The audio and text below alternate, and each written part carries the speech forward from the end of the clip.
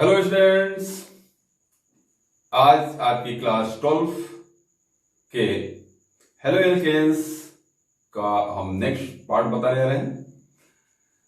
पिछले पार्ट में आपने क्लोरोफॉर्म बनाने की विधि, उनके प्रॉपर्टीज पढ़ चुके हैं। आज आपको यहाँ पर हम आयोडोफॉर्म बनाने की विधि और CCl4 यानी कार्बन टेट्राक्लोराइड, फर्स्ट में आयोडोफॉर्म बनाने की विधि लेबोरेटरी प्रोसेस बताएंगे, उसके रिएक्शंस, फिगर, और सेकंड में आपको यहाँ पर CCl4 यानी कार्बन टेट्राक्लोराइड कैसे बना सकते हैं उसके बारे में भी, और उसके जो प्रॉपर्टीज है और यूजेस खासतौर पे आता है यहाँ पर CCl4 का। तो सबसे पहले हम लेते हैं आयोडोफॉर्म कैसे बनाएंगे, लेबोरेटरी में कैसे बनाएंगे। यद्यपि आपको ये मालूम है कि जितने भी हैं, चाहे वो क्लोरोफॉर्म हो, ब्रोमोफॉर्म हो या आयोडोफॉर्म हो, सभी को आप हेलोफॉर्म रिएक्शन के द्वारा बना सकते हैं। हेलोफॉर्म रिएक्शन भी आपको शायद याद होगा कि यदि एल्कोहल जिसमें CH3CH2 ग्रुप हो या कार्बोनिल कंपाउंड जिसमें CH3CO ग्रुप कम से कम उपस्थित हो, उसके हैलोजन और क्षार के साथ अभिकृत करने पर हेलोफॉर्म प्राप्त होते हैं, ले गए हैलोजन के आधार पर। यदि आपने क्लोरीन लिया हुआ है तो क्लोरोफॉर्म होगा, ब्रोमीन लिया है तो ब्रोमोफॉर्म होगा, और आयोडीन लिया है तो आयोडोफॉर्म प्राप्त होगा। तो यहां पर भी जो आयोडोफॉर्म है, आयोडोफॉर्म को आपको हेलोफॉर्म रिएक्शन के द्वारा भी ही आप बना सकते हैं। यहां पर जैसे मान लीजिए कि हमने लिया CH3CH2OH प्लस यहाँ पर 4I2 plus 6NaOH equal to CHI3 plus 5NaI plus HCOONA plus 5H2O।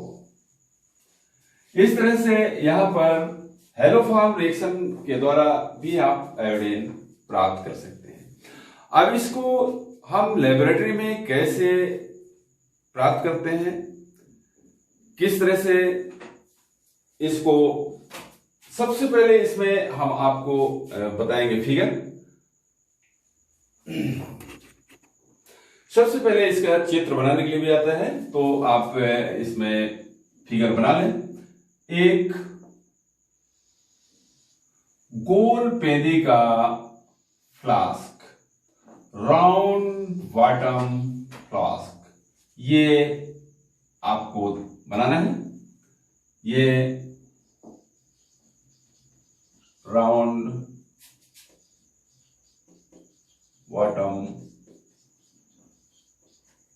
Flask ये बन गया। इसे आप वाटर बाथ में रख देंगे। ये वाटर बाथ है।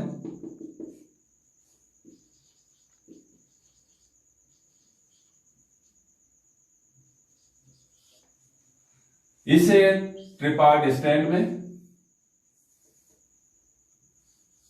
बर्नर बनाने के लिए हमने बताया था आपको, कुछ भी रचना नहीं है, बस इसको एक फ्लेम यहां पर शो कर दें। इसके बाद ये लाइनें, एक छोटा डिब्बा, इससे बड़ा डिब्बा ऐसे निकालें, ये थोड़ा सा स्लोप करें, और इसके बाद इसको यों कर दें। ये बन गया आपका सीधे। अब यहां पर एक थर्मामीटर सेट करना है, इसलिए इसको आप स्टैंड यहां पर सेट करें। स्टैंड से एक थर्मामीटर यहां पर लगाना पड़ेगा, क्योंकि यहां पर आपको फिक्स टेम्परेचर रखना है, इसलिए थर्मामीटर बहुत जरूरी है। तो यहां पर आपको ये थर्मामीटर,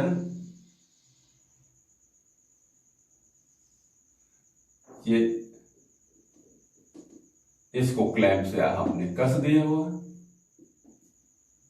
ये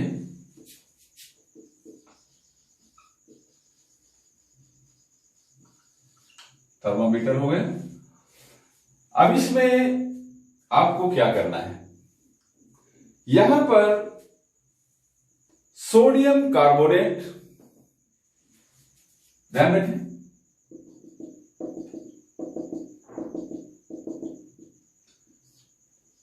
Na2CO3, sodium carbonate plus acetone या एल्कोहल में से कुछ भी डाल सकते हैं। मान लीजिए हमने एसीटोन डाला हुआ है, CH3CO CH3 प्लस यहां पर आयोडीन डालेंगे। ये सोडियम कार्बोनेट का एक्वस सॉल्यूशन है, डाला हुआ है, ये आपको यहां पर डालना है। अब यहां पर इनकी जो क्वांटिटी होती है वो कितनी कितनी होती है, ये चीज आपको यहां पर नोट कर लेना है, इसको ध्यान रखें। सबसे पहले आपको 10 ग्राम Na2CO3 लेना है। कितना? 10 ग्राम। ध्यान रखें, जो यदि इंग्लिश मीडियम वाले भी देख रहे हो, देखें, या इंग्लिश मीडियम की किताब हो तो उसमें 1 ग्राम दिया हुआ है, वो उसको आप 10 बना लेना, है ना, तो लिखा हुआ है, मिसप्रिंट है शायद, तो उसको 10 ग्राम ही समझना है। और जो वाटर लिखा हुआ है तो वहां पर उसमें 55 ग्राम लिखा हुआ है, लेकिन आपको 50 ग्राम लेना है, ध्यान रखना, उसमें डाउट नहीं होना है। 10 ग्राम Na2CO3 plus 50 ml water H2O, इसका घोल बना करके और इसमें पहले डाल देते हैं, सबसे पहला काम। इसके बाद यहां पर चाहे आप एसीटोन लें या एल्कोहल लें, कोई भी ले सकते हैं। कितनी मात्रा लेना है? 10 ml एल्कोहल और एसीटोन में से कोई भी, यानी आप यदि यहां पर ये लिए हुए हैं तो कितना लेंगे? CH3CO CH3 10 ml। 10 ml आपने लिया हुआ है एसीटोन या एल्कोहल, तो इसका हाफ कितना हुआ? 5 ग्राम प्लस 5, 10 का 50, 10 का 5 ग्राम आयोडीन। बस ये चीज आपको ध्यान में रखना है हमेशा के लिए। 10 ग्राम Na2CO3 50 ml वाटर में डिजॉल्व करेंगे और उसका सोल्यूशन बनाएंगे, घोल बनाकर सबसे पहले इसमें डाल देंगे। इसके बाद यहां पर जो इसकी प्रोसेसिंग है वो यहां इससे बड़े आसानी से आपसे बन जाएगी। हम आपको प्रोसेसिंग बता रहे हैं, ये तो फिगर बन गया, यहां पर इतना मटेरियल है वो डालना है। अब कैसे डालना है, कैसे क्रिया होगी, वो हम आपको प्रोसेसिंग बता रहे हैं। तो सबसे पहला काम क्या करना है कि इस जो राउंड बॉटम फ्लास्क है, इस फ्लास्क में 10 ग्राम सोडियम कार्बोनेट को 50 ml वाटर में डिजॉल्व करेंगे, घोलेंगे और उस सोल्यूशन को सबसे पहले इसमें डाल देंगे। इसके बाद इसमें 10 ml एसीटोन या एल्कोहल जो भी आप डालना चाहें वो यहां पर डाल दिया। हमने यहां पर लिया हुआ है एसीटोन, तो हमने 10 ml एसीटोन डाल दिया। इसके बाद इसको हम क्लीनिंग करेंगे और इसको 70 डिग्री, कितना ध्यान रखना है, हम यहां भी लिखे दे रहे हैं temperature, TEM, temperature 70 degree centigrade, ये पर फिक्स कर देंगे। 70 डिग्री पर इसको फिक्स रखेंगे। जब ये 70 डिग्री तक पहुंच जाएगा वो, तब इसमें धीरे धीरे करके इधर गर्म करते जाते हैं, इधर आयोडीन को धीरे धीरे इसमें डालते हैं। बिल्कुल स्लोली स्लोली ही आपको डालना है, इसमें धीरे से आयोडीन डालना है, पहले नहीं डालना है। जैसे आप गर्म करना चालू करेंगे, इसको डालेंगे, ये 70 डिग्री पर काफी देर तक आपको गर्म करना पड़ेगा। अब यहां पर प्रश्न उठता है काफी देर मतलब कितनी देर तक आपको गर्म करना है? तो ध्यान रखना है जब तक यहां पर आयोडीन का कलर समाप्त न हो जाए, यानी कलरलेस हो जाए, तब तक इसको गर्म करना है। आयोडीन का कलर तो शायद आपने लैब में देखा भी होगा, ब्लू कलर दिखाई देगा इसमें। तो यहां पर जब उसका कलर बिल्कुल लेस हो जाए, समाप्त हो जाए, तब इसको गर्म करना बंद कर देंगे। इसके बाद इसको ठंडा करेंगे। ठंडा करने के बाद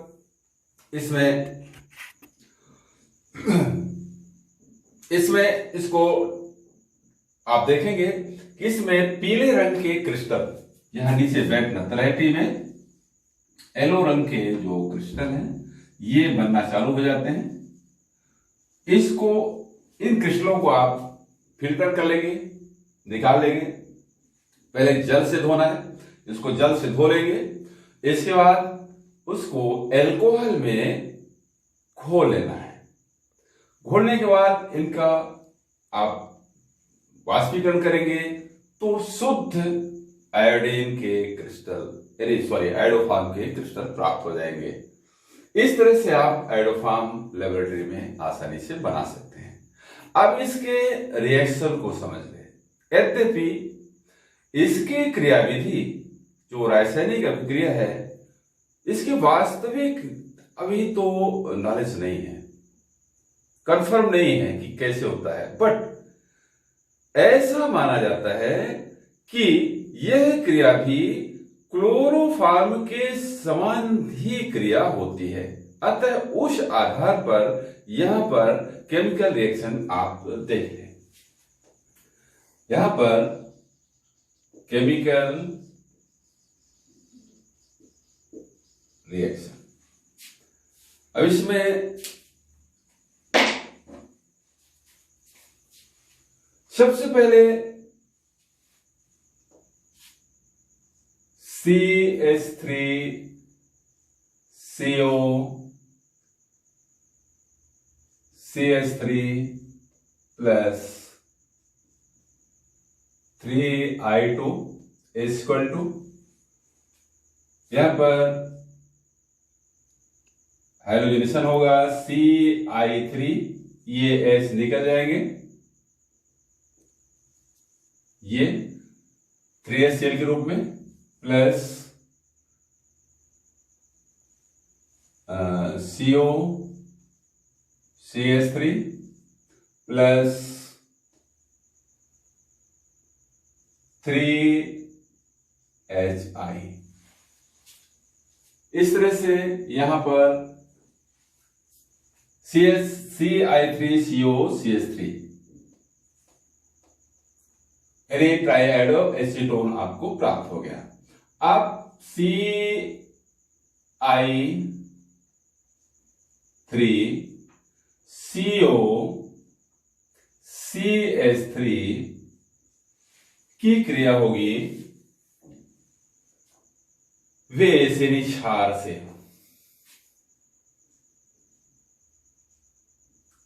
NaOH। यहां पर ये H इंक्लूड हो जाएगा यहां पर, और ये भाग कट जाएगा।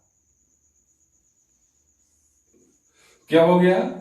CHI3 प्लस CH3COONA, यानी CH3COONA।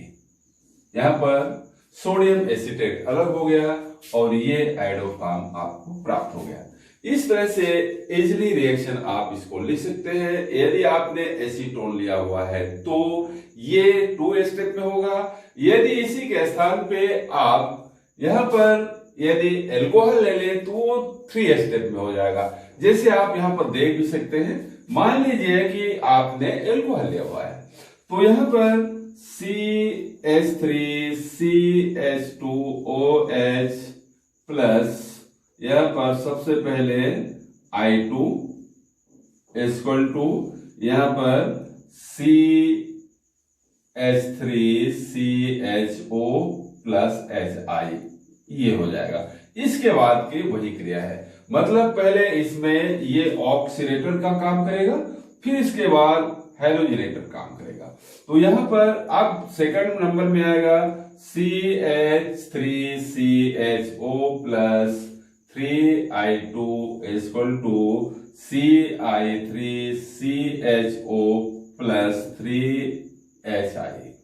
फिर यहां पर CI3CHO plus NaOH equal to यहां पर CHI3 प्लस HCOONA।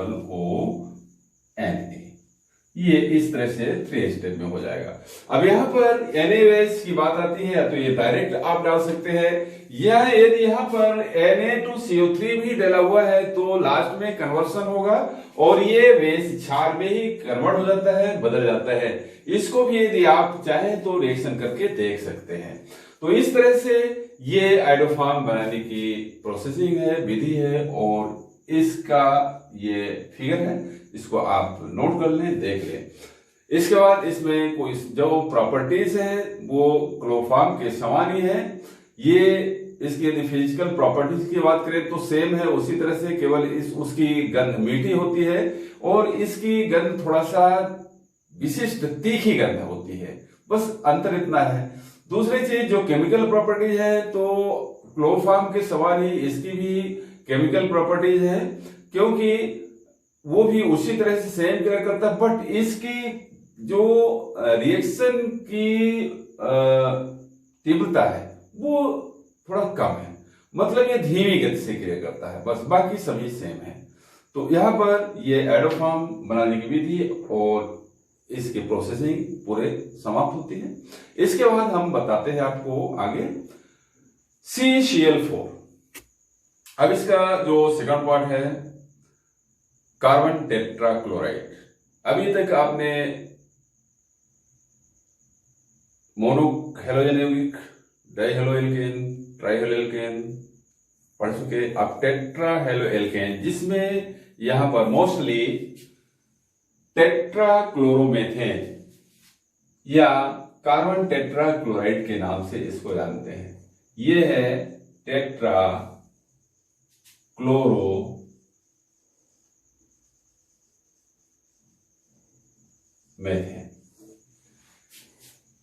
इसको बनाने की विधि है, कैसे बनाएंगे फॉर्मेशन। इसको मोस्टली 2 विधियों से बनाया जा सकता है।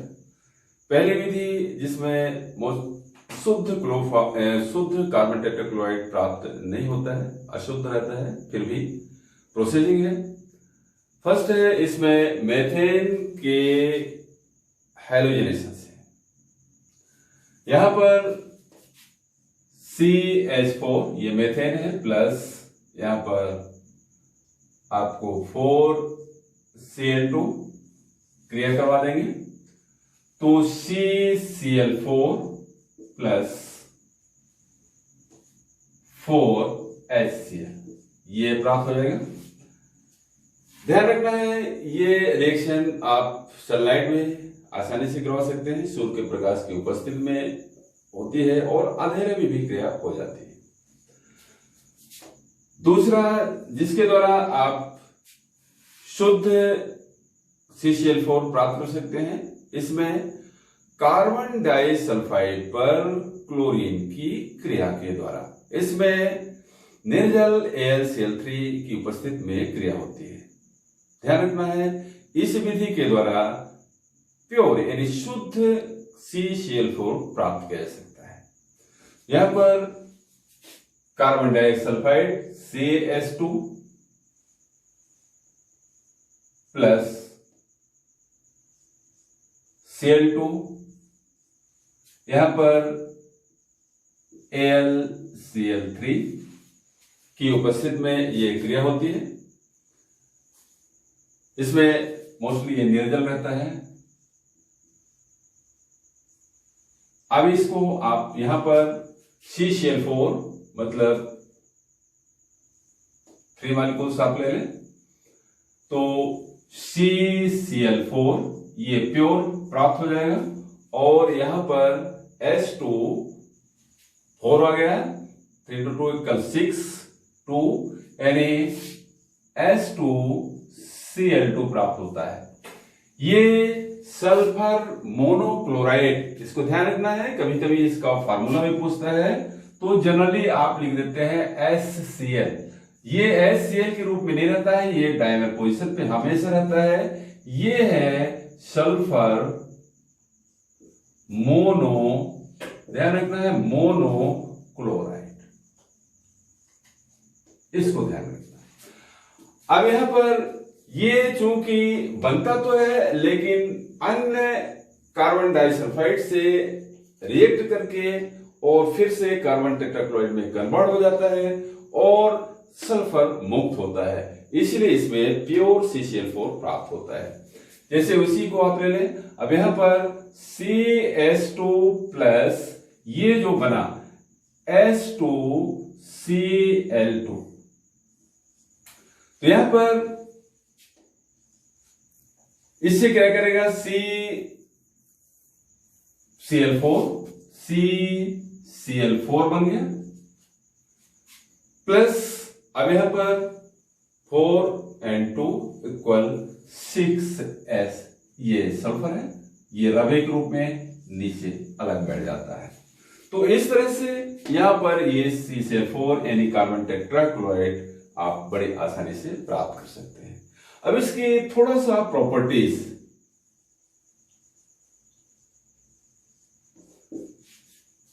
ये एक